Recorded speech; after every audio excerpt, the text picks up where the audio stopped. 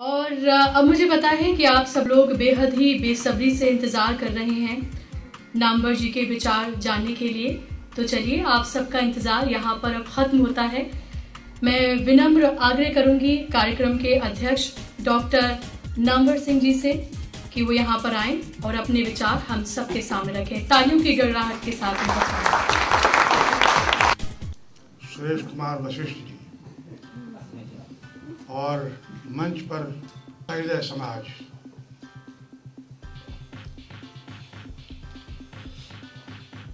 मैं पूरा संग्रह पहले कुछ कविताओं की प्रतियां मिली थी, हम में से सबको मिली थी, लेकिन ये संग्रह जो मिला तो लगा कि आधी ही कविताएं हम लोगों तक पहुंच पाई थी। पूरा संग्रह काफी बड़ा है और मैं तन्मयता से पढ़ गया। पहले एक सुझाव दे दूं, इसके बाद इन कविताओं के बारे में कहूँगा। अंग्रेजी में बॉडी लैंग्वेज होता है, लैंग्वेज ऑफ बॉडी तो होता नहीं। तो आप देह भाषा लिख सकते थे कि क्या जोड़ ही जाए। देह भाषा चलता है, चल सकता है, इसमें खामखा एक की लगा दिया है आपने, वो खटकती है। सीधे देह भाषा करना चाहिए। अंग्रेजी में बॉडी लैंग्वेज है और देह भाषा है।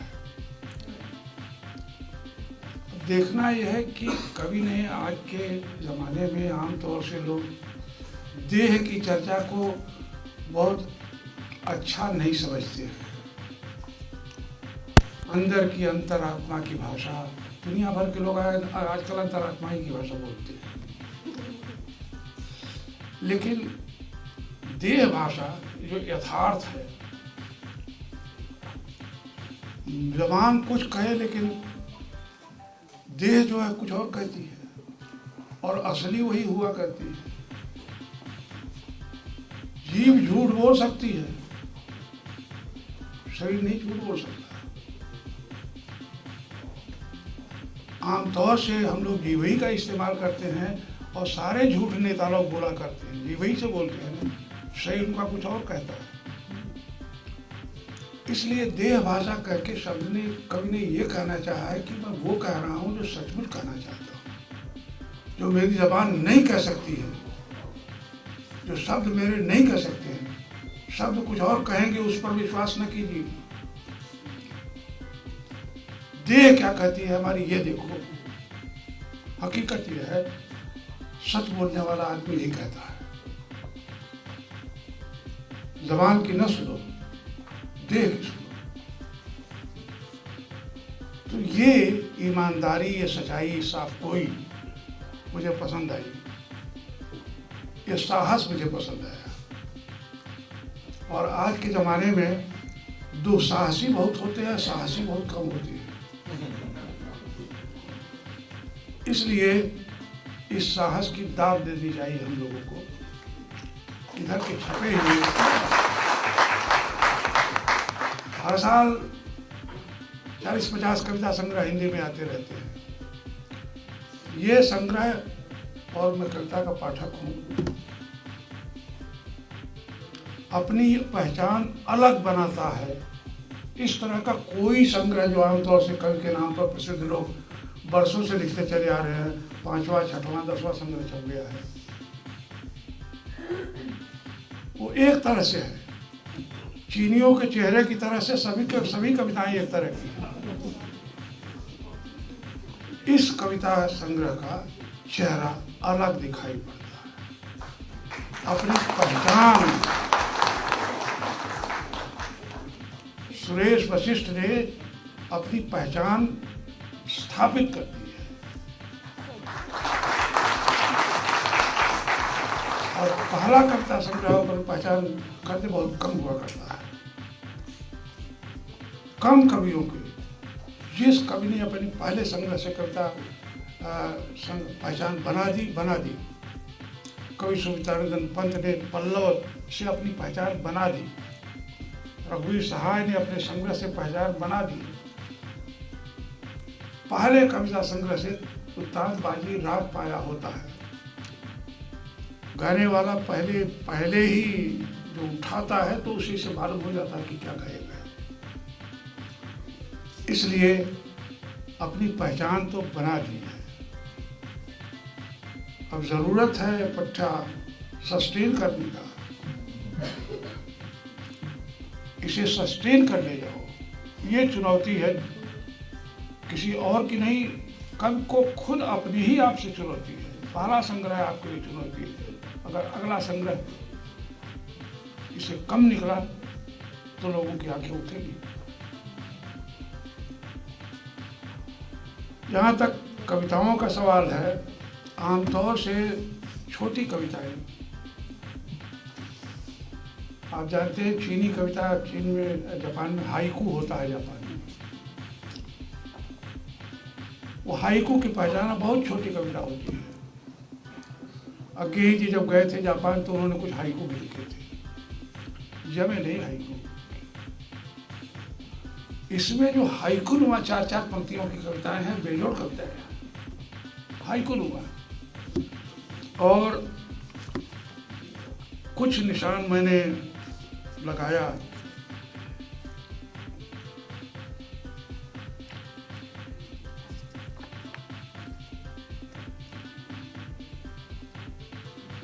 कोणार्क पर एक कविता है, चूंकि उड़ीसा का ऑर्डर ले रहे हैं और उड़ीसा में है, कोणार्क पर न लिखे तो फिर तो लानत है। बहुतों ने लिखा है, उड़िया किसी कवि ने बहुत अच्छी कविता कोणार्क पर नहीं लिखी है। सूर्य की पहली किरण, जीवित हो गए पत्थर। पत्थर समझते और सिखाते हैं प्रेम की भाषा। पत्थर प्रेम की भाषा सिखाते हैं। काश किसी उड़िया ने कोणार्क पर लिखा होता। ऐसा चुनौती है उड़ीसा वालों के लिए। छोटी कविताओं में क्योंकि रहे हैं तो ट्रेनिंग के लिए मसूरी जरूर गए होंगे। मसूरी पर भी कविता लिख पाई है। मसूरी के में रहते हुए ट्रेनिंग लेते समय अनुभव हुआ होगा। किसी पहाड़ी ने मसूरी पर एक कविता नहीं लिखी। मसूरी का एक दिन, बादलों के साथ चलते चलते बादलों के साथ खेले हम। दूर तक फैली देवदार की वृक्षों की पंक्तियां, वनस्पतियों को धोती बारिश की बूंदें, हरिद्वार के जंगल में घुमावदार रास्तों से गुजरते हुए महसूस किया हवा के ठंडेपन को। पहाड़ की चोटी से दिखते माचिस की डिबिया जैसे घर चोटियों की तरह रेंगते लोग, चींटियों की तरह रेंगते लोग। एक पूरा दिन बादलों, हवाओं, बारिश, जंगल के साथ जिया हमने। बहुत से लोग ट्रेनिंग के लिए आईएएस वाले जाते होंगे, किसी ने मसूरी पर कविता ऐसी नहीं लिखी। मसूरी दो बिंब, एक और दो बिंब हैं। शाम, पहाड़ों को घेरते दुधिया बादल जैसे सुघड़ गृहिणी ने घोलकर सर्फ बाल्टी में उलट दिया। किसी सुघड़ गृहिणी ने, सुघड़ नहीं है, सुघड़ है, सुघड़ गृहिणी ने घोलकर सर्फ बाल्टी में उलट दिया। ये शाम है और रात क्या है? भोले भाले बच्चों ने दीपों की पंक्ति जल्दबाजी में रख दी बेतरतीबी से। आपने मसूरी में ट्रेन लेने का शुल्क अदा कर दिया। कुछ कविताएं एक कविता है शब्द। कवि पहचाना जाता है वो कितना शब्द मर्मज्ञ है। कविता शब्द के बिना होती नहीं है। कालिदास ने भी शब्दार्थ से ही वंदना की है रघुवंश की। तुम्हारे होठों से निकलती प्रार्थना को, तुम्हारे होठों से निकलती प्रार्थना को बाँचते बाँचते मैं भी एक शब्द बन गया हूँ। मैं भी एक शब्द बन गया हूँ। उस शब्द को समझाने में तुम अपनी प्रार्थना भूल जाती हो। कहीं ईश्वर नाराज न हो जाए या फिर किसी अनहोनी की आशंका से कांपने लगती हो तुम। तुम्हारी बुदबुदाहट से निकलती है फिर, तुम्हारी बुदबुदाहट से निकलती है फिर एक भूली हुई सी प्रार्थना। ये किसकी बुदबुदाहट रही होगी जो प्रार्थना बन गई होगी, ये वही जानते होंगे, पूछ लीजिएगा इनसे। कुछ कविताएं मैंने देखी, कुछ छंदों में भी लिखी है इन्होंने। तलाश, मैंने कहा कि कुछ जो सब इस संग्रह की सबसे अच्छी कविताएं हैं छोटी, जो हाइकू नुआ है, जो जापानी में हाइकू हुआ करता है, जैसा मैंने कहा। तलाश, तुम चांद हो जिस पर लोग कितनी बार आए गए हैं। तुम चांद हो जिस पर लोग कितनी बार आए गए हैं। मुझे तलाश किसी अनजान सितारे की है। कविता यहाँ है। मुझे तलाश किसी अनजान सितारे की है और कवि उसी की तलाश करता है जो अनजान रहा, जिस पर लोग बहुत आए गए हों। उस रास्ते पर जाने का, चलने का मतलब क्या है? कवि उस अनजान सितारे की तलाश में है।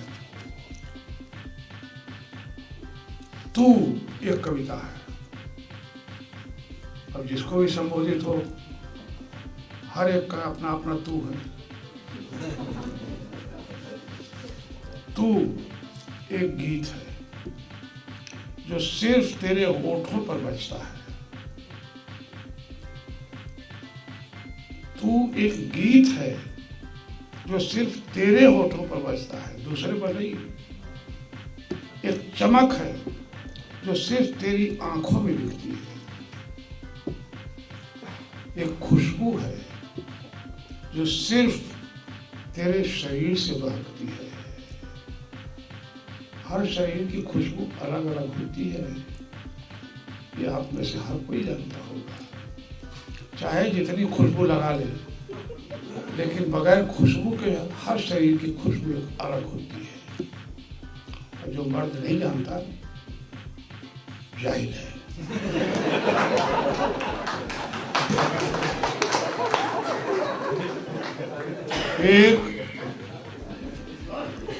एक आवाज है, तू एक आवाज है जो सिर्फ तेरे मौन से निकलती है।